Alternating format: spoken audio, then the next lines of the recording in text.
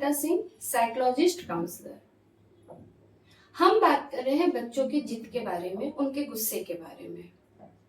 आज के इस वीडियो में मैं डिटेल करना चाहूंगी कि बच्चों की जिद को कैसे पहचानें, कैसे समझें और उस पर वर्कआउट कैसे करें। पहली बात, छोटे बच्चों का जिद करना, मस्ती करना, रोना, पैर पटकना ये नेचुरल है, बट कुछ केसेस में हमें सावधान होना चाहिए। जैसे बच्चा जरूरत से ज्यादा जिद कर रहा है, एक ही जिद वो महीनों महीनों कर रहा है, या एक ही बात की जिद मनवाने के लिए वो किसी भी हद तक जा रहा है, तो इसका मतलब कहीं ना कहीं कुछ खतरे की घंटी है। जैसे ADHD बच्चे हैं, हम बचपन में ये सोच लेते हैं कि छोटा बच्चा है, जिद कर रहा है, पर असल में होता क्या है, वो बच्चे ADHD के सिम्टम्स के साथ होते हैं।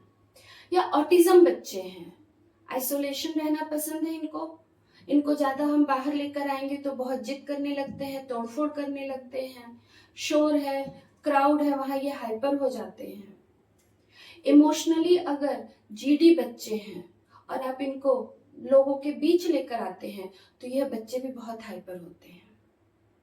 तो एज अ पेरेंट्स आपको यह समझना होगा कि आपके बच्चे का जो माइलस्टोन है वह नॉर्मल है या कहीं वो डिसेबल कैटेगरी में तो नहीं आ रहा है।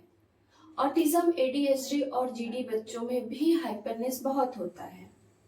कई बार यह भी पाया गया है कि जो बच्चे डम एंड डीफ होते हैं वो बच्चे भी बहुत जिद्दी होते हैं, बचपन में बहुत रोते हैं क्योंकि वो सुन नहीं पाते, बोल नहीं पाते हैं, वो आपकी बातें समझ नहीं पाते हैं, एक्सप्रेशंस वो नहीं रीड कर पाते हैं और अपनी बातें आप तक नहीं पहुंचा पाते। तो ऐसे बच्चे भी बहुत जिद्दी होते हैं।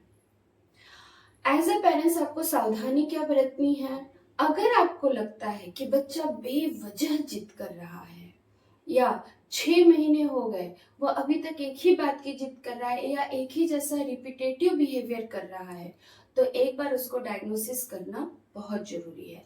ऐसे हालात में सबसे पहले आप उसके पीडियाट्रिशियन से मिलिए, वहां से अगर बात नहीं बनती है तो फिर तुरंत आप किसी अच्छे साइकियाट्रिक या साइकोलॉजिस्ट से कंसर्न कीजिए।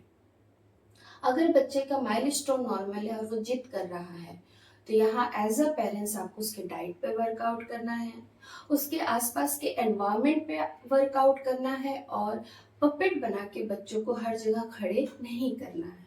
बोलो बोलो, अंकल को पोयम सुनाओ, आंटी को राइम से सुना दो, मेरे बच्चे को ये आता है, मेरे बच्चे को नहीं। कई बार इंट्रोवर्ट बच्चे भी जिद्दी हो जाते हैं अगर हम बार बार उनको कोई काम करवाने के लिए फोर्स करते हैं। तो जिद कई बार बीमारी नहीं होती है, तकलीफ नहीं होती है, वो नेचुरल होती है, जो धीरे धीरे 4, 5, 6 साल के बच्चा होते होते ऑटोमेटिकली चला जाता है।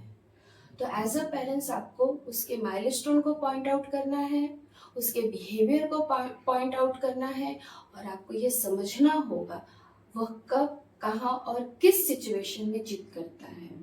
मोबाइल के लिए जिद है तो जाहिर सी बात है वो मोबाइल एडिक्टेड है। टीवी में कार्टून देखने के लिए जिद है तो जाहिर सी बात है वो कार्टून एडिक्टेड है। चॉकलेट के लिए जिद है, इसका मतलब वो एडिक्टेड है, हमने उसको बहुत चॉकलेट खिलाया है। बाहर घूमने के लिए वो एडिक्टेड है, इसका मतलब हम बेवजह उसको ब्राइब्स देते हैं, बाहर घूमने की लत लगा दिए हैं। तो यह जिद बच्चे की नेचुरल जिद नहीं है, ये हमने उसको सिखाया है, इट मीन्स वो लर्न्ड बिहेवियर है। लेकिन बच्चा बेवजह जिद्दी है तो आपको वहां उसके साथ काफी मेहनत करनी पड़ेगी। तो बच्चे की जिद को, गुस्से को पहचान कर उस पर वर्कआउट करके एक सही परवरिश देना ही एक पेरेंटिंग की निशानी है, अच्छे पेरेंटिंग की निशानी है। सो अगले वीडियो में हम बात करेंगे मोबाइल एडिक्शन के बारे में कि बच्चों को कैसे इससे दूर किया जाए और कैसे मोबाइल एडिक्शन को मैनेज किया जाए। तब तक के लिए नमस्कार।